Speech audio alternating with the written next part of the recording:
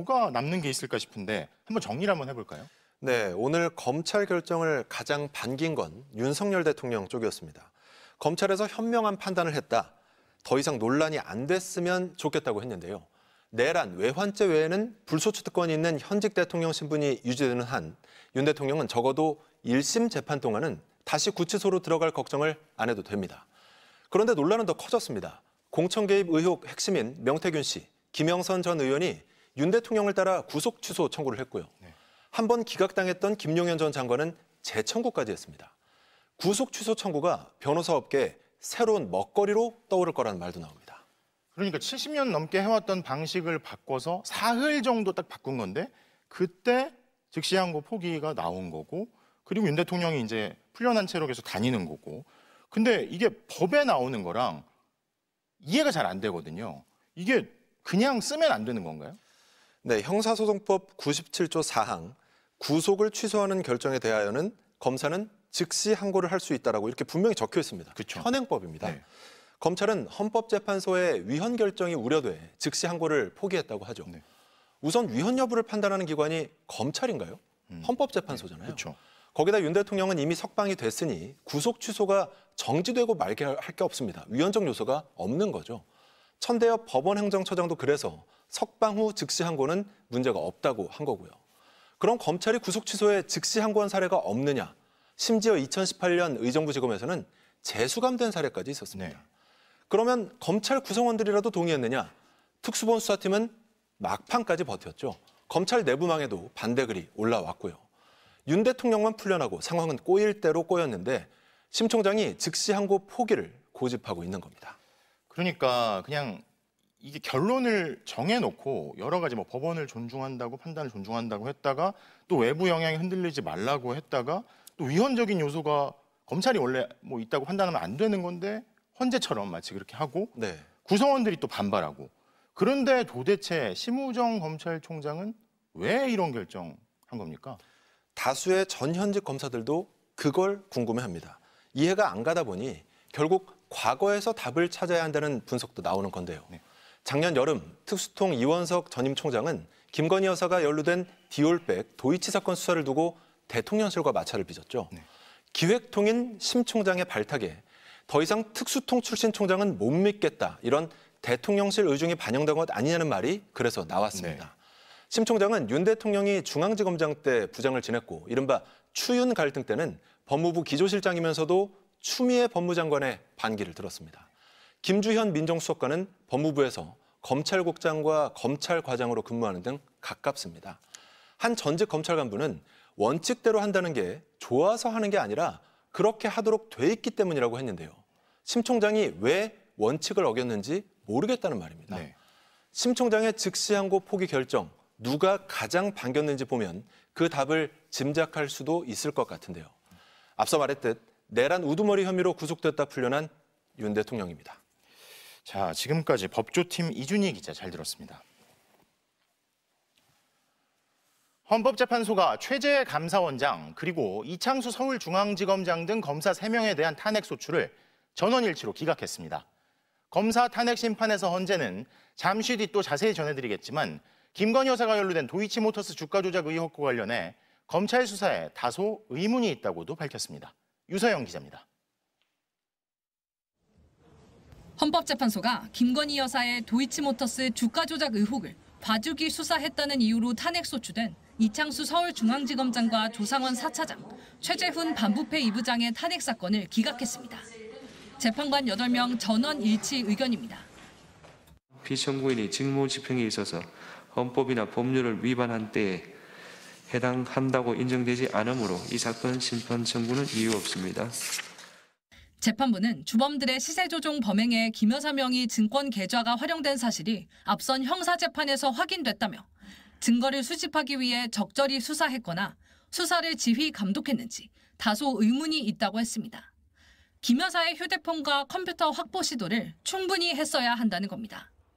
재판부는 다만 범행 시점으로부터 상당 기간이 지나 추가 증거를 수집하기 어렵다고 판단했을 가능성이 있다고 짚었습니다. 과거 김 여사에 대한 압수수색 영장을 청구했지만 법원이 기각했다는 거짓 수사 결과 브리핑 의혹에 대해선 혼란을 줄 수 있었다면서도 고의는 아니었다고 판단했습니다. 특혜 비판이 불거졌던 경호처 부속 건물 출장 조사는 경호상 어려움과 전례에 비춰 부당한 편의 제공은 아니라고 봤습니다.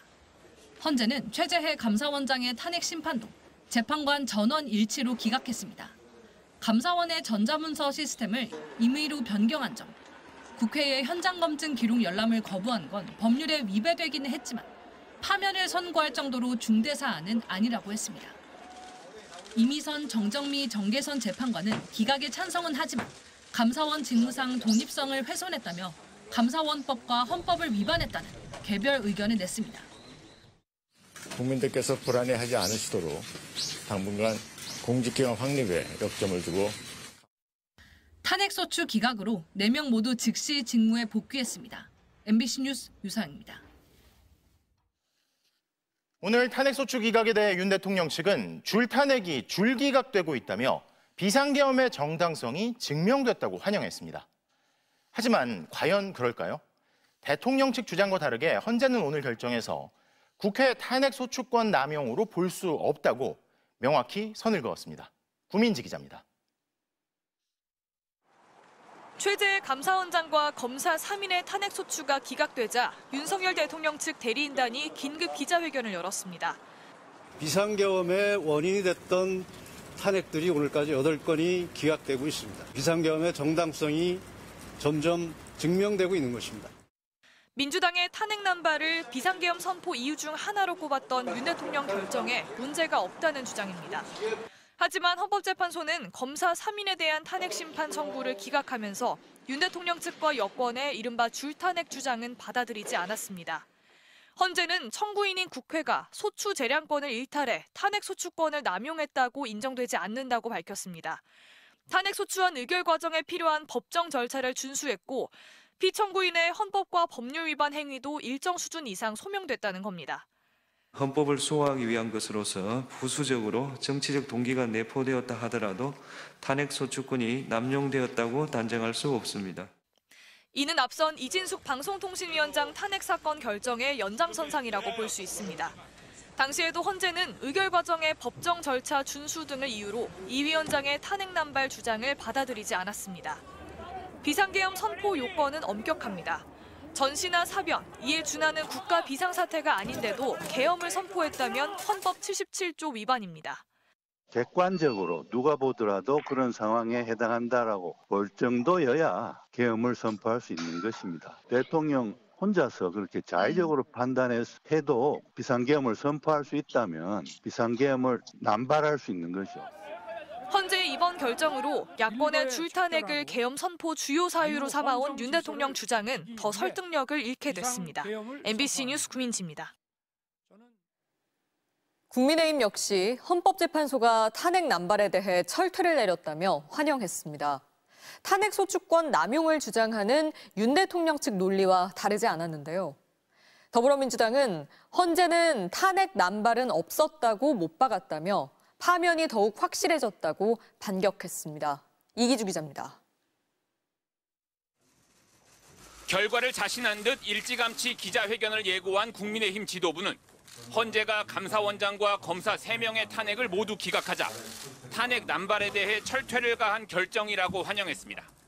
다수 권력의 이해관계에 따라 막무가내로 밀어붙인 무도한 시도, 무리한 시도였습니다. 하지만 헌법재판소는 이를 단호히 기각하며 감사원과 검찰의 독립성을 지켜냈습니다. 더불어민주당의 이재명 대표 방탄용 탄핵 성적표는 8전 8패라면서 월드컵에서 이런 성적을 거뒀다면 감독은 사과하고 거취를 결정했을 것이라고 비꼬았습니다. 윤석열 대통령이 비상계엄 명분으로 들었던 탄핵소추 남용 주장을 부각시킨 겁니다.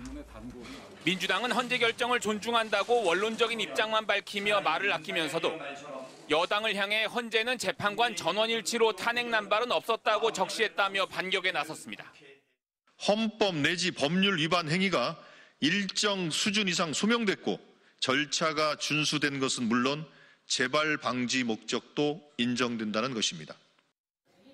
헌재는 탄핵소추 남용을 견딜 수 없어 비상계엄을 선포했다는 윤석열의 주장을 이미 부정했다며 파면은 더욱 확실해졌다고 강조했습니다. 앞서 이재명 대표는 언론과 인터뷰에서 우리라고 좋아서 탄핵 소추를 했겠냐, 잘한 건 없다면서도 절차는 정당했다는 입장을 밝힌 바 있습니다.